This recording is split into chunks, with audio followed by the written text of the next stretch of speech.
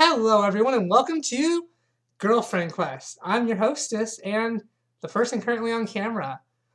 Thank you for watching. Today we're trying out a new series that is unscripted political media analysis. That's not the name of the series, it's just what I'm doing. I'm not wearing makeup. I should put it on. I'm going to do V-Day stuff, but I thought it would be good to do this. I randomly had the urge. I've been thinking about doing this for a while, and I said, fuck it, let's just record. You got some time.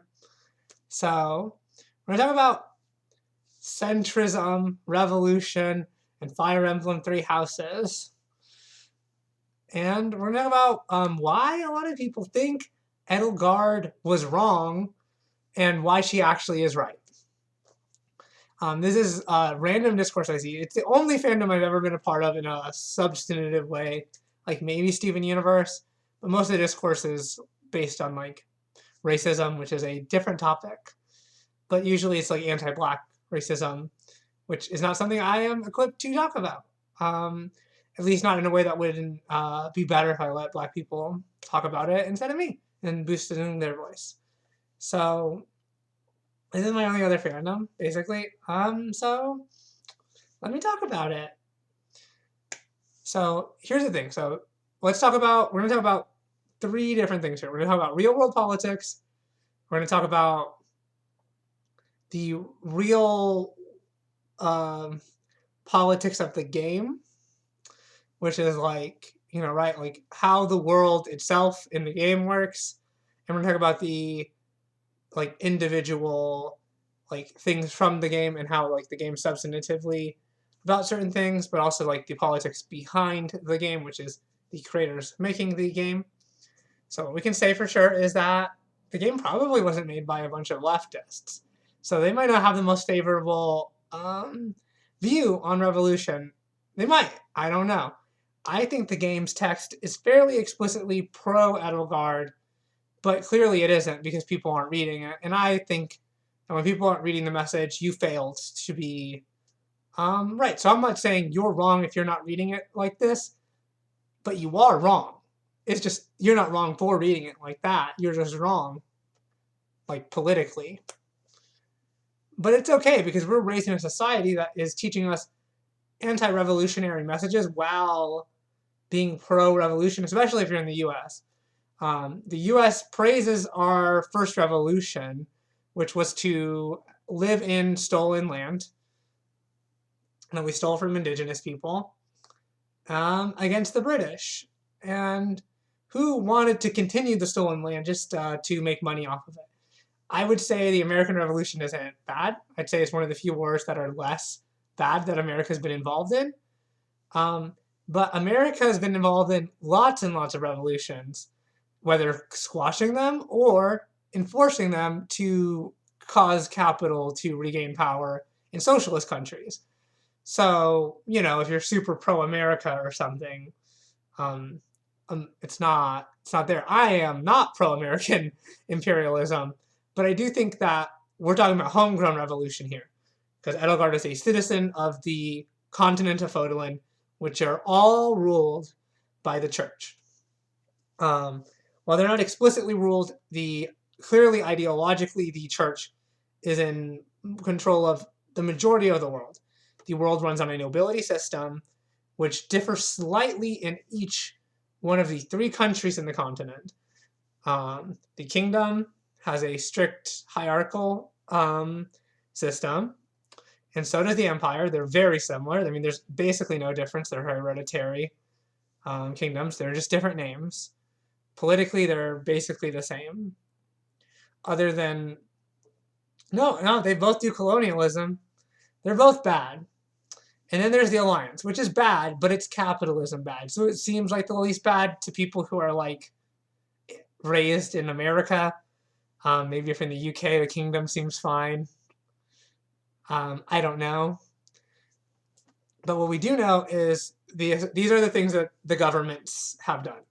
The empire has done a lot of colonialism and war with two different rival nations. It has colonized the people of Brigid, which are clearly similar to indigenous people. That is what they're trying to talk about with that, but more like indigenous islanders who have been taken over because it's not necessarily in their land, but they are being colonized, being dealing with the imperialism of the Empire State.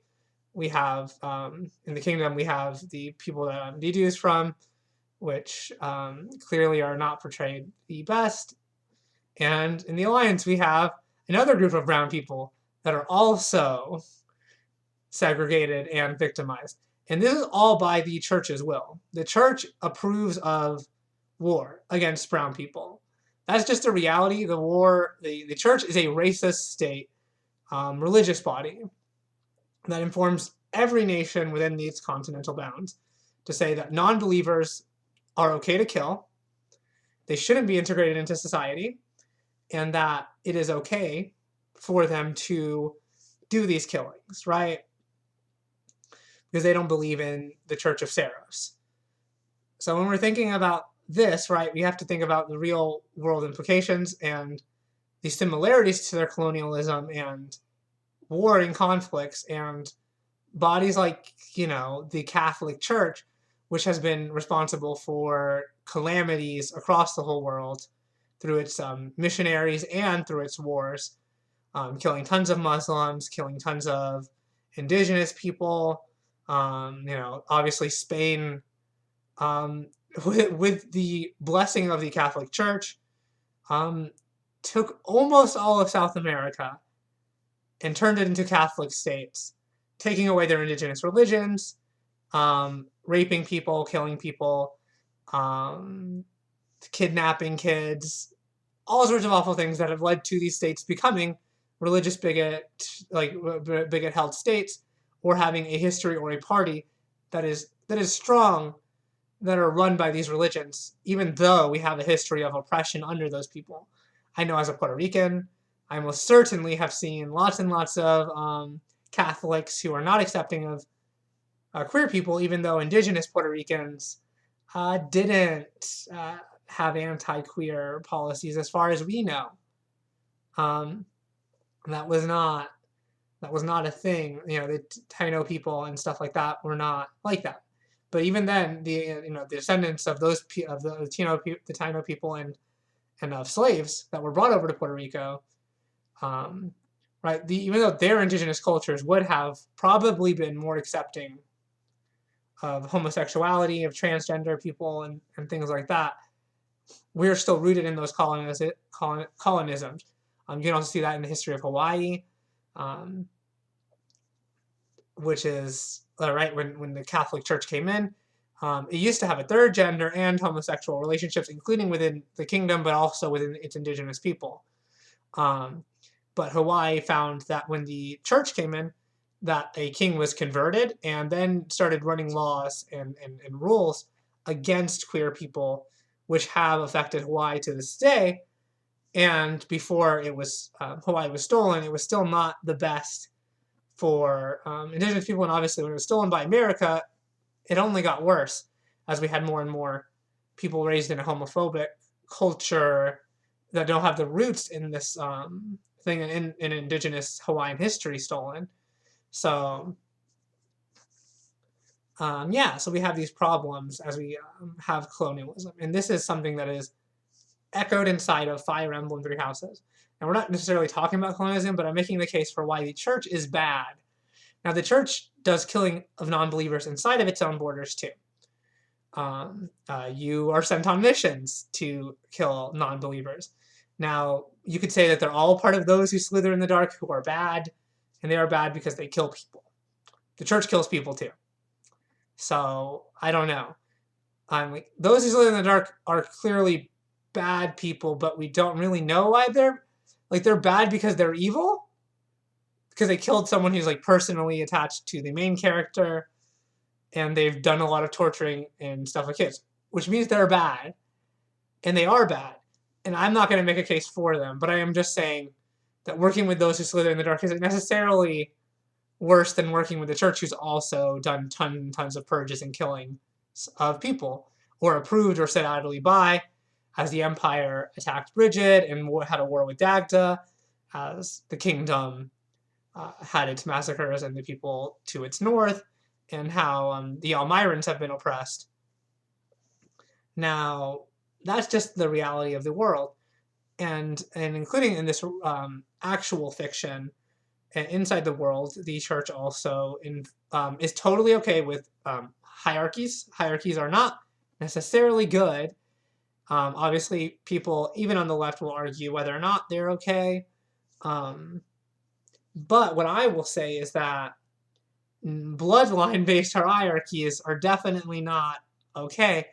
And that doesn't seem to be, even in the Alliance, bloodlines do matter. It's just that having capital can supplant bloodlines, can make it where you technically have a bloodline, which is not rare for nobility or countries, right? Where did a noble come from in the first place? Where did the first kings come from? They were like war generals, claimed land. So money and power don't necessarily make it a better or more just system just because they don't have one ruler. So what we're seeing in this game is that it allows these terrible things where women are sold literally for their bloodline to give magic blood and then bred constantly until they pop out a baby who can use the magic from the magic bloodline. This is something that the church, again, allows and kind of encourages by its very existence, by the school system, which, right, appointed the leaders of the houses to the highest positions in these kingdoms. It clearly doesn't have a problem with the Crest system. And let's in Rhea in the Golden Deer ending, so spoilers, around the end of the Golden Deer route, talks about what really happened in her own retelling, which I don't necessarily think is believable when she's been in a jail for multiple years and obviously mad because it doesn't make any sense. And that's why I'm not sure it's believable. But people will use it, so I'll talk about it and we'll just treat it like it's true. So long, long ago in a galaxy far, far away, a Legion and the other humans, the descendants of the people who have Crest bloodlines, basically stole the bones of Rhea's mom, says of Sothis, and made them into weapons and got their Crest powers from that.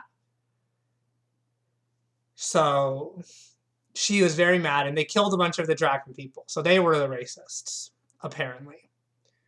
And then their war was about that. And then she decided to start a church after killing them. Which she already had an army, so assumedly people were already worshipping the church, but also didn't know about the dragons, because it doesn't seem to be in the history. And also they control all the knowledge, so you can't know things about a lot of things, which is shady, for sure. Sure seems shady that they don't want you to know things about things. It's not like it's censoring opinion pieces, it's censoring history and altering history. They decided to say, no, these people were actually good, and gave them power, even though she was mad and hated them because they killed her mom. So that's what happened, and that's what the system's built on. But she established that system, and she established the religion, and she taught the religion. And as the Archbishop for multiple years has been doing this.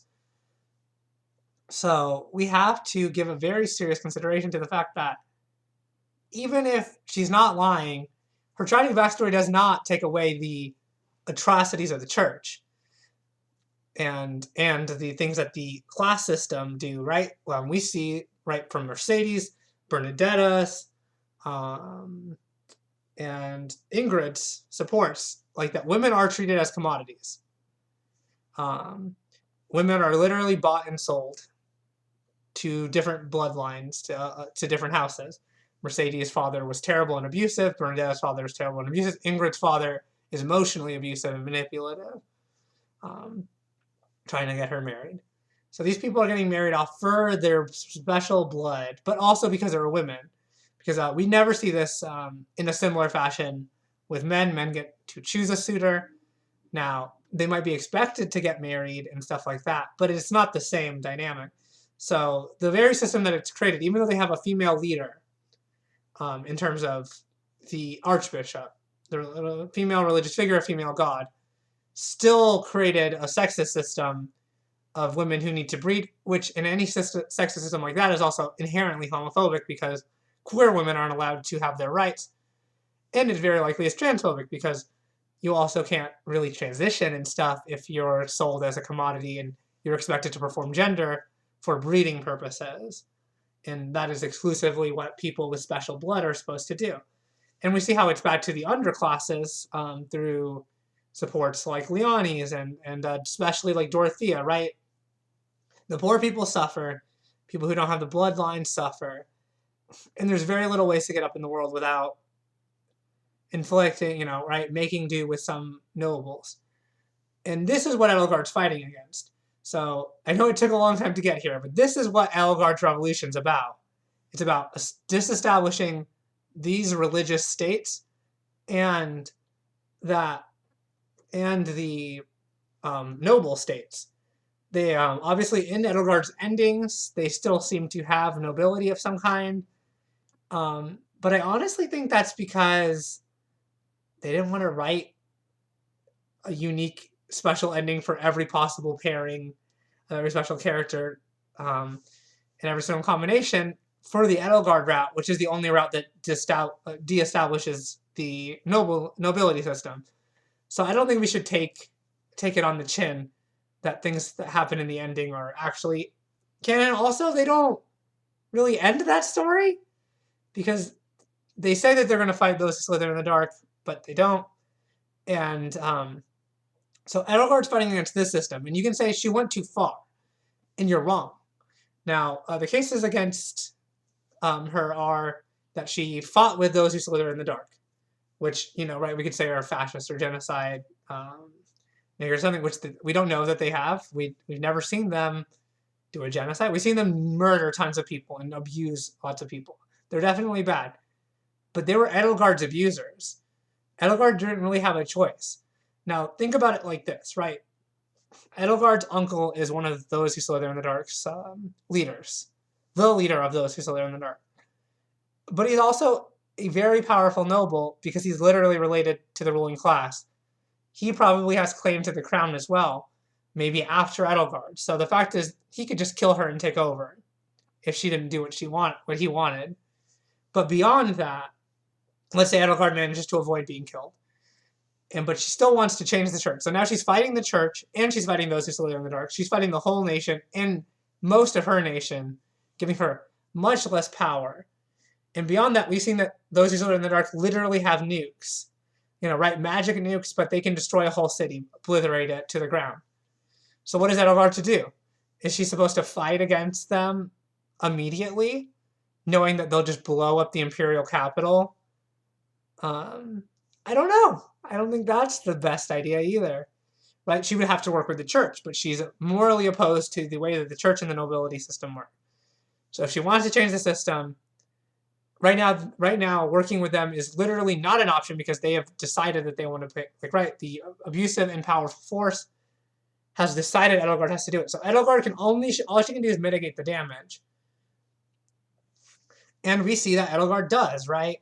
Edelgard is not the person who decides to drop the big nuke on a city. That's those who slither in the dark independently. And in her route, it is to punish her for killing someone from those who slither in the dark. But in other routes, it's just to attack the enemy. It's clearly not something that Edelgard or the Death Knight want because they do warn the people about it when they know that it's going to happen, which was, it's a little close to home. It was a little quick. So they have this capability. They have incredible capability to do harm. So all she could do was appease them and plan to get rid of them when she had more political power, which she did when she changed the system, when she was in control of enough of the system. Now, Edelgard doesn't kill wantonlessly. We see that she exits out her people in every route. She tries to protect civilian lives. We also see that she doesn't needlessly kill people. She had Rhea captured. She didn't kill Rhea. She could have killed Rhea. There'd be no reason not to. But she didn't. And she didn't use her as a hostage or bargaining chip. They were probably experimenting on her or something. But the reality is, right, she could have just chose to kill her. And what we can also see is that, right, that she has worked against those who slither in the dark even earlier on in the story. Now, we know that Edelgard was in charge of getting the bandits to come after the nobles. We don't know why she did that. It doesn't ever explain it. We have no idea why. We just have to assume that she probably didn't think that she would get herself killed. And she probably wasn't trying to kill Dimitri or Claude. The idea was probably to have them owe them so that she could use a peaceful solution by weighing her own political power and her own personal weight with the leaders of these families. Right, it's manipulative, but it's a way to get people behind her in a very controversial move that maybe she wouldn't have been able to get otherwise. We see that Edelgard was behind not much else that happened. She tried to get the Sword of the Creator. I believe... Was that her move? Because I think she was surprised. No, that wasn't her move, I don't think. We don't know for sure if that was hers. We do know that capturing Flame was part of it, but she was a, thousands of year old dragon. She's not a little girl. And she didn't intend for Manuela to get stabbed. That was the Death Knight's own personal choice, which she then helped Manuela recover. And then you have a turn limit because the Flame Emperor is going to come and stop it because she does not want her friends to die. Or even her just peers at the school. She tried to mitigate the damage by coming in and ending the fight, having the Death Knight no longer fight so that no one else would get hurt. She was fine getting rid of those the dark people because she doesn't like them. They're abusive and they're terrible monsters. So we see that, and we see her oppose the thing that happens in the town. If you're playing her route, she is not happy with them for doing that. And after Corona kills Geralt, we see that she goes after the people and kills them. And this doesn't seem to be just to score points with Byleth or anyone. It seems like that wasn't her plan, in that it was those who in the Dark Zone plan, because if she was playing an assassination, it would probably have been on Sethis or Rhea or Flame. It would not have been on him, and it doesn't seem to even be a particularly plotted plan. It seems to have been basically revenge for fucking with the Crest Beast operation that those who slither in the dark were doing. We don't know if Edelgard approved it or not. She's not in charge of those who slither in the dark. It's made very clear in her route that she's not in charge of them, that they do whatever they want, and it's pretty clear in the Golden Deer route as well, when you get a note from Hubert saying, like, here's where they are, here's their location, we were against them, we were planning on fighting them. We just could not act at this time. So in that route, you get to see that Edelgard had contingency plans and was not against it. And we see in her route that she spares Claude, that she can spare Claude, and that she is wanting to work with Elmira in these other foreign nations. We see that she works with Petra's nation. There's no more colonization. They get self-autonomy back under Edelgard. And that was her plan, right? Her plan was to end the oppressive systems that the Empire has done and afforded the world. So she was using her position to end the imperialism and religious bigotry. And she had to do it through war. There was no peaceful way to do it. Do you think you could write Rhea a letter? No, she would have Edelgard killed, right? For even merely suggesting that there should be a reform, right? Should she pretend to be devout and seek counsel? Because Rhea doesn't listen to her counsel. We see Sethis, who has literally been with her for probably the majority of her life, still gets ignored. Rhea makes her own decisions on what should be done in keeping things oppressive. So we know that Rhea has a very dominant control over her state. There is no opposing her ideas. There's only, bending the knee to her will. So when we talk about Edelgard being ruthless, she doesn't force, she doesn't conscript people. People choose to join the army. And we see that, right? We see a lot of people fighting against systems that they believe. She has a message. Now, like Claude might go, like, she went too far in his route. But what was he planning on doing? What was his solution? How was he going to get the church to side with Elmira? He would have had to take over the church, to get rid of the church's hold over the nation. He had to have the war. Edelgard was the only way that his plan would work, other than him starting a war himself. There was literally no way. And Dimitri's vision works perfectly with the church. He does slight reform in making the friend, his best friend, the leader of the church. Which just sounds like nepotism. It's like, we just have a new leader, it'll be better. Right? It's like when the Catholic Church put in Cool Pope, who was still a bigot and a conservative. Just not as big of a conservative and a bigot as the previous Pope, who was a diehard conservative. So, right, it's a reframing policy. Dimitri did nothing to materially change the oppression in the nation. Claude could only do it because Edelgard put the root work on there. And in addition to that, Edelgard's path leaves open the possibility for negotiation, for peace, for working together, where Claude's obviously needs the nation to be destroyed, needs to destroy Edelgard, and then still has issues with nobility and other things. And in fact, it basically just enriched his life. He was nobility from Elmira, right? He only benefits from being able to take over his nation. So when you think about it like that, it starts to look pretty dubious, Claude's intent, right? He doesn't like racism, but does he not like racism because it affects him? Because he's nobility from two different nations, and he can't seek claim because of bigotry. So, I mean, we have to think about that, because is he really that level of compassionate? And does he really care about those people? We see inside his supports with the younger Elmiran that, like, he didn't really understand the struggles of poor Elmirans either. He is still of the noble class. He was just of a different noble class, moving into a different kind of noble class that he feels outside of. Now, Edelgard's clearly in the noble class. There's no denying that. But unlike the other two, who lived through trauma, obviously, they weren't tied up and tortured for years and years and years by their abusers and then pretty much put in an impossible position where you're told you're going to fight against the church. And of course, she wanted to do this as well, but she didn't really have an option. They made her the Flame Emperor, right? And she did her best given the situation that she was placed into.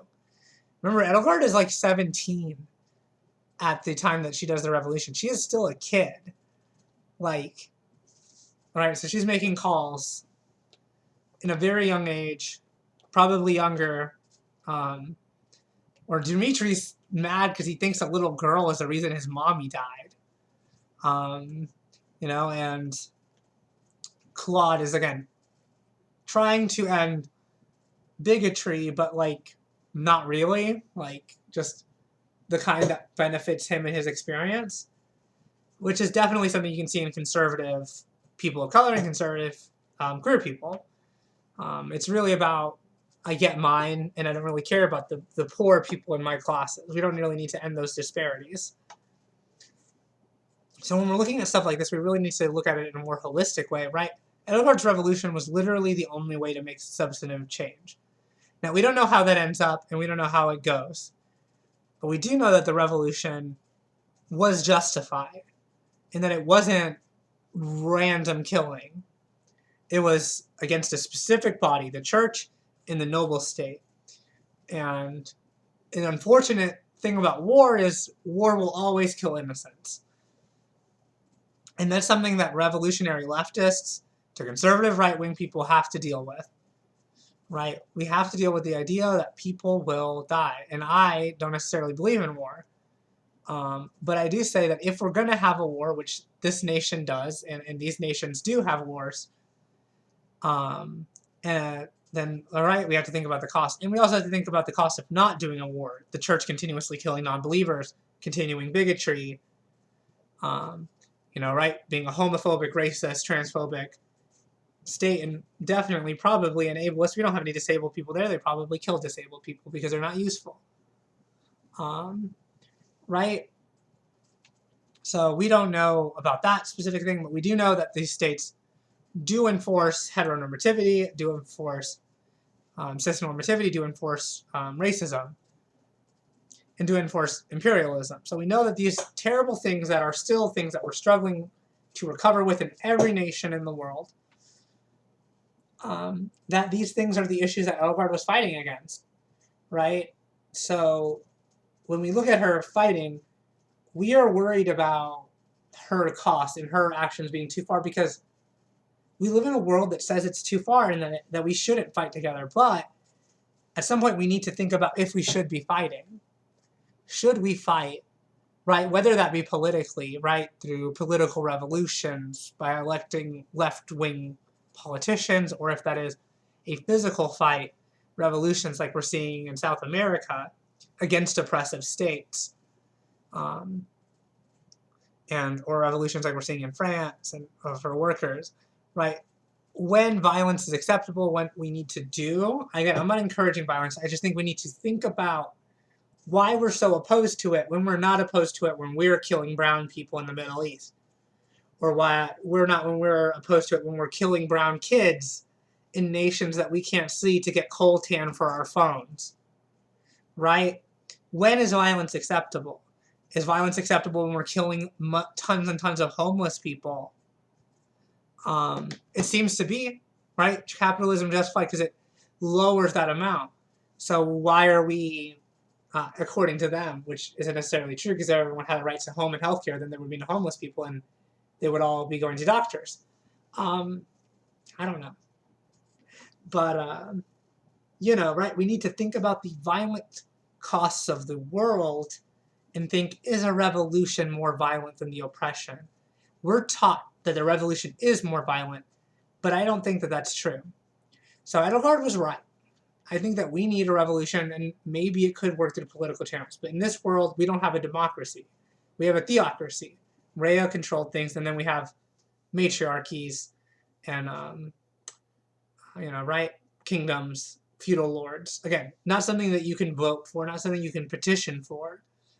Edelgard could have made changes to her own nation, which she would have faced a backlash from those who still live in the dark, and from the church, most likely, because she would not be violent. And they will use violence against her, and they would rally the kingdom and the alliance against her. And then she would be forced into a war anyway, right? We have to look at it in the reality of the thing, right? It's like a small nation can't end homophobia when it's under the foot of America, right? Right, like colonized bodies can't decide what they're going to do with themselves, is made apparent by Puerto Rico state as as a territory that is owned by America that can't make its own autonomous decisions for itself. And many other small colonies owned by America in the UK, we are seeing massive oppression, and eventually there's a time to fight. And again, what kind of fighting, I don't know, but in the case of the Fire Emblem Three Houses world, violence was the only option. The other option was to sit and allow violence to happen, and to continue to happen forever until it got worse. Or hope that it just randomly got better, that Rhea would randomly change her mind, or that she would trip and fall and die, and someone else would take over who was kinder. We can't afford to wait for these random things to happen. We need to be active and critical of the worlds that we live in and fight for those least fortunate of us. And that's what Edelgard did. So Edelgard was right. And you should be right too. Think about who you're voting for. Think about what you believe in. And think about the people who are the least fortunate, the most poor, the most oppressed, and how you can fight for them. And is it acceptable that they get to die while we get to live in relative peace watching YouTube videos for 35 minutes about Fire Emblem Three Houses? Anyway, if you like this video, you can go in the description below where I have plugs for things, including ways to give me money because capitalism exists. And I sound like a hypocrite now. But I need to live. So thank you very much for watching. Like, comment, and subscribe. If you leave a comment I don't like, I'll just block you and delete the comment. I'm not here for civilized debate. but I would like to hear opinions that are different than mine. But if they're not civil, I'll definitely delete them. Yeah. Bye-bye, everyone!